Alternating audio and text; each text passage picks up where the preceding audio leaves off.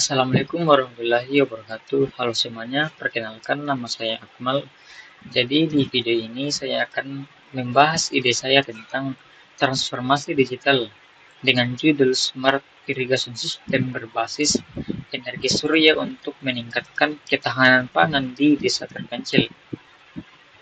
Oke, langsung saja, mengapa proyek ini sangat krusial?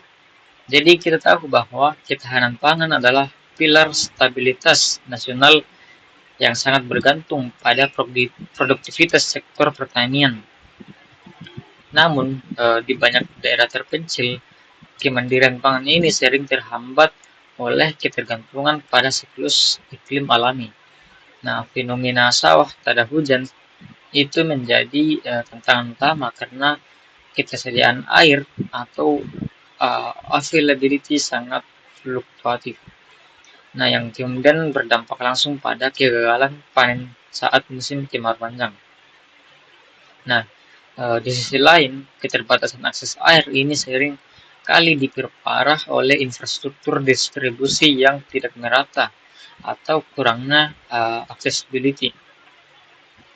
Selama ini penggunaan mesin pompa itu berbahan bakar fosil itu kerap menemui kendala berupa biaya operasional yang sangat tinggi serta sulitnya distribusi bahan bakar hingga ke pelosok desa.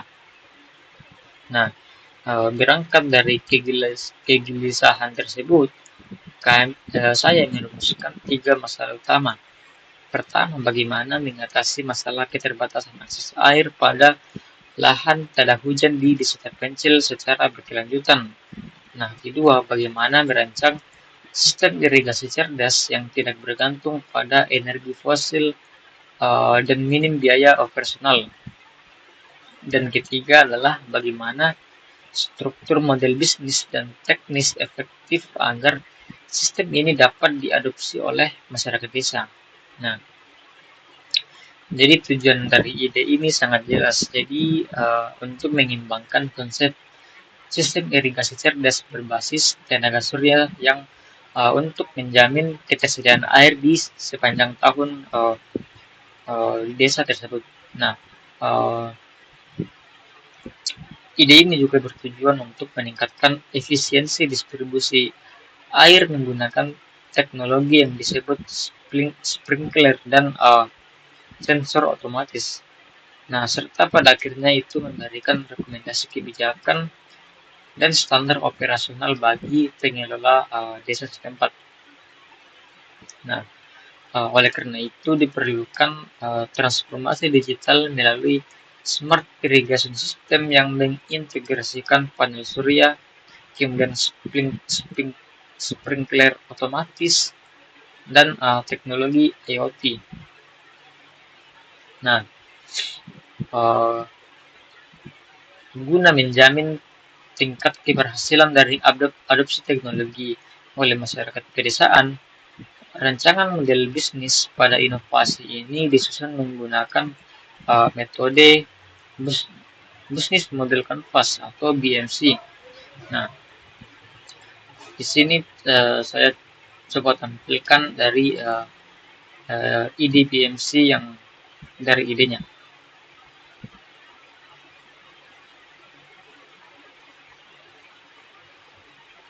Oke, jadi bisa dilihat di layar ini adalah bisnis model canvas dari ide inovasinya.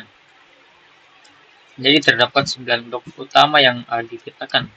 Nah, mari kita mulai dari value proposition atau nilai tawar utama.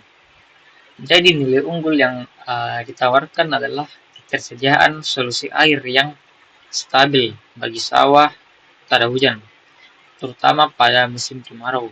Nah, dengan beralih dari energi fosil sebelumnya ke solar power atau tenaga surya, biaya operasionalnya dapat ditekan secara signifikan. Nah, jadi teknologi ini dapat memberikan kepastian panen melalui manajemen air yang presisi. Kemudian untuk merealisasikannya pada blok key activities Aktivitas utama kami berfokus pada pengoperasian sistem irigasi otomatis yang hemat air, pemantauan debit airnya real-time via IoT, nah, serta pemeliharaan sistemnya tenaga surya agar distribusi air tetap stabil tanpa biaya bahan bakar. Nah, kemudian aktivitas ini itu didukung oleh key resources atau sumber daya inti yang mencakup perangkat keras seperti panel surya, baterai, sensor IoT, ada modul controller, serta yang tidak kalah penting adalah sumber daya manusia teknis di bidang sistem informasi. Nah, kemudian siapa saja key partners kita? Nah, kerjasama strategis dilakukan dengan kelompok tani lokal sebagai pengguna. Jadi BUMDes sebagai pengelola operasional dan pemerintah desa sebagai penyedia regulasi dan pendanaan. Kemitraan dengan supplier komponen IoT dan solar panel juga sangat krusial. Nah, kemudian target utama atau customer segment adalah petani di daerah terpencil yang kesulitan mengakses air, serta pemerintah desa yang berfokus pada ketahanan pangan. Hubungan dengan mereka atau customer relationship dijaga melalui pelatihan teknis intensif, pendampingan komunitas, serta penyediaan SOP yang mudah dipahami. Jadi solusi ini yang akan kami sampaikan melalui channel berupa musyawarah sosialisasi desa dan pembuatan lahan percontohan atau pilot project. Nah, terakhir dari segi kelayakan finansial, cost struktur produk ini mencakup pengadaan hardware, IoT, dan surya, daya instalasi sistem, kemudian serta maintenance berkala. Biaya ini itu dapat didanai melalui revenue streams yang bersumber dari investasi dana desa, serta iuran layanan irigasi yang dikelola secara berkelanjutan melalui BUMDes. Oke, selanjutnya sekarang kita akan masuk ke lapisan teknisnya, yaitu alur kerja sistem ini dirancang seotomatis mungkin guna mengurangi beban kerja manual petani. Nah, jadi proses ini terbagi dalam 3 fase utama. Nah, di sini saya akan mencoba menampilkan flowchart bisnisnya. Nah, bisa dilihat fase pertama adalah fase deteksi. Jadi sensor IoT yang ditanam di area kerakaran padi akan membaca tingkat kelembapan secara konstan. Jadi sistem akan mengevaluasi apakah tanah dalam kondisi kering dan berada di bawah ambang batas normal. Nah, jika terdeteksi kering, kita masuk ke fase eksekusi. Microcontroller akan langsung memberikan instruksi untuk menyalakan pompa bertenaga surya secara otomatis tentunya. Nah, kemudian sprinkler mulai mendistribusikan air secara merata. Namun arsitektur yang kami bangun tidak berhenti di situ saja. Nah, mengingat infrastruktur internet di desa terpencil seringkali tidak stabil, kami menerapkan arsitektur edge computing untuk fase sinkronisasi. Artinya otak sistem pada microcontroller bisa mengambil keputusan eksekusi secara offline. Jadi saat tidak ada sinyal internet, sistem tidak akan mati atau menunggu perintah dari cloud. Sistem akan menyimpan log data secara offline terlebih dahulu di dalam memori lokal. Barulah ketika koneksi jaringan kembali tersedia, data log tersebut akan diunggah ke cloud server. Data yang telah tersinkronisasi ini kemudian ditampilkan pada dashboard agar dapat dipantau oleh kelompok tani BUMDes. Nah, selanjutnya adalah dalam keberhasilan implementasi transformasi digital ini tidak hanya ditentukan oleh kecanggihan infrastrukturnya, tetapi juga bergantung pada kualitas sumber daya manusianya. Oleh karena itu,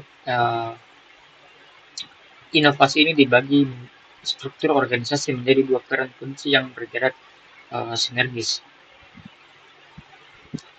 Jadi di sini adalah ada CEO dan CTO.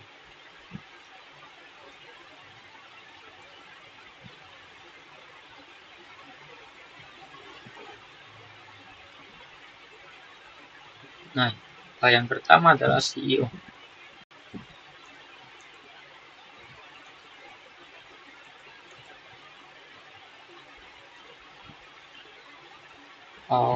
Jadi CEO ini berfokus pada strategi informasi dan nilai tambah bagi masyarakat.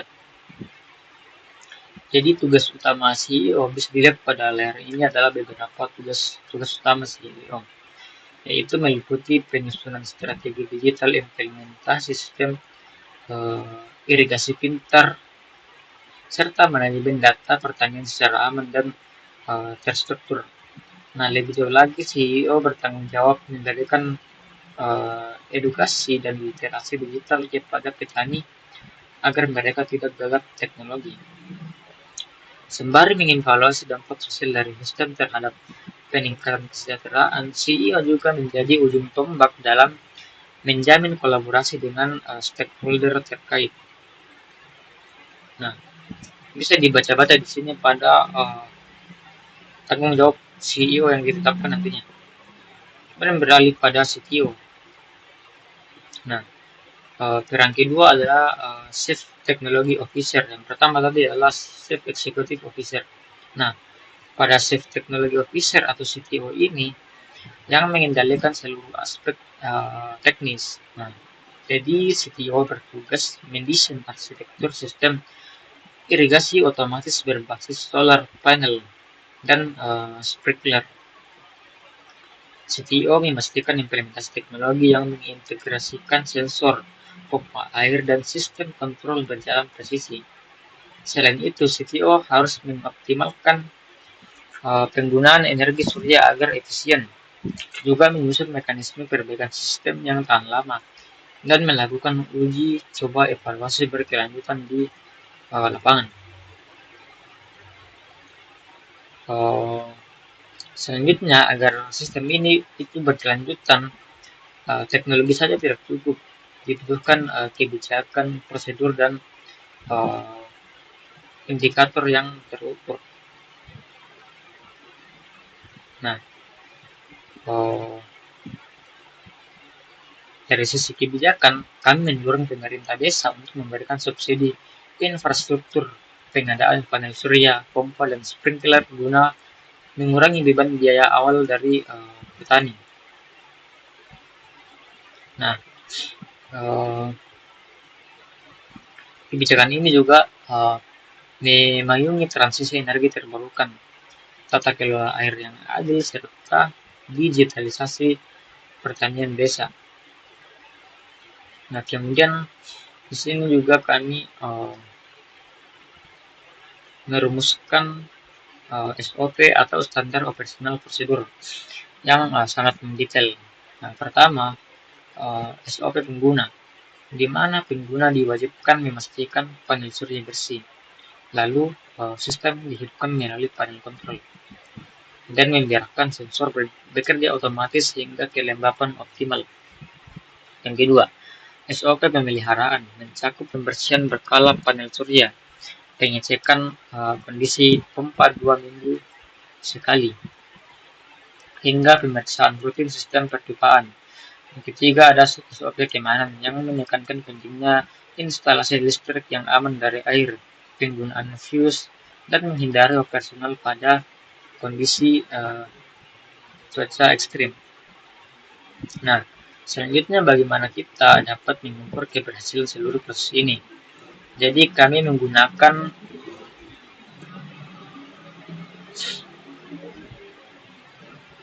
menggunakan 6 Key Performance Indicator atau disebut KPI. Nah, bisa dilihat di sini pada tabelnya KPI. Nah, jadi target kami adalah meningkatkan availability atau ketersediaan air hingga 80% saat musim kemarau. Kemudian distribusi air harus memiliki accessibility yang merata ke seluruh lahan. Kami menargetkan penghematan utilitas air sebesar 30-40%. Kemudian dari segi stabilitas, inovasi ini ditargetkan menurunkan risiko gagal panen hingga 50%. Nah, semua ini bermuara pada penurunan biaya operasional petani hingga 50-70% dan tingkat adopsi teknologi oleh petani dalam kurun waktu 1 tahun. Nah,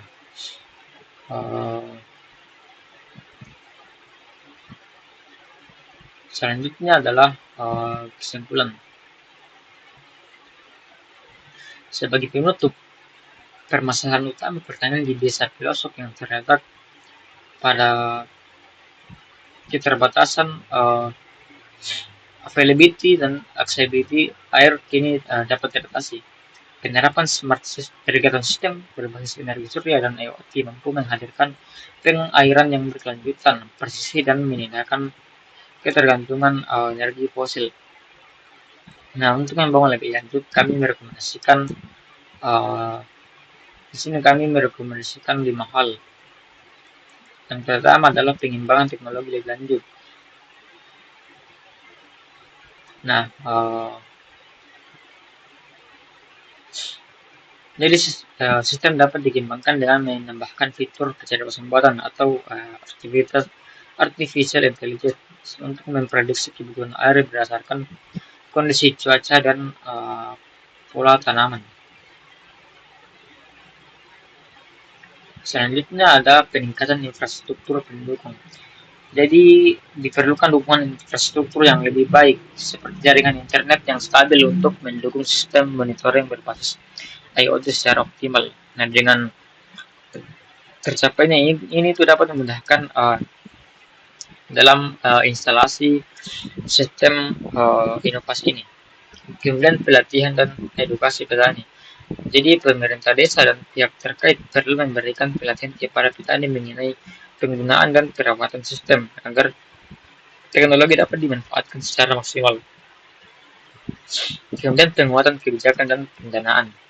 Jadi diperlukan juga kebijakan yang lebih kuat serta dukungan pendanaan berkelanjutan untuk memperluas implementasi sistem di desa-desa lainnya. Dan yang terakhir adalah pengembangan skala implementasi. Jadi sistem dapat diuji coba pada skala yang lebih luas untuk mengetahui efektivitasnya dalam berbagai kondisi geografis dan jenis pertanian. Oke, jadi itu adalah ide atau gagasan inovasi pada transformasi digital dengan judul Smart Irrigation System yang ditujukan kepada pelosok-pelosok desa yang memiliki pertanian. Nah, jadi cukup segitu dari pemaparan gagasan atau ide inovasi dari saya. Sekian dari saya Akmal. Terima kasih. Assalamualaikum warahmatullahi wabarakatuh.